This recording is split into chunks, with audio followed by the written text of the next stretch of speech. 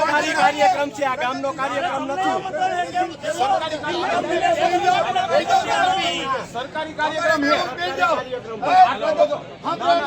પ્રગતિશીલ ખેડૂત પણ પ્રગતિશીલ ખેડૂત થયો આમાં આ બેઠા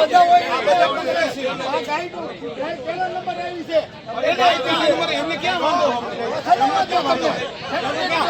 તમે 5 બિહારો ગામના વિદ્યા આ પ્રગતિશીલ ગામના વડીલો 80 વર્ષ બિહારો છે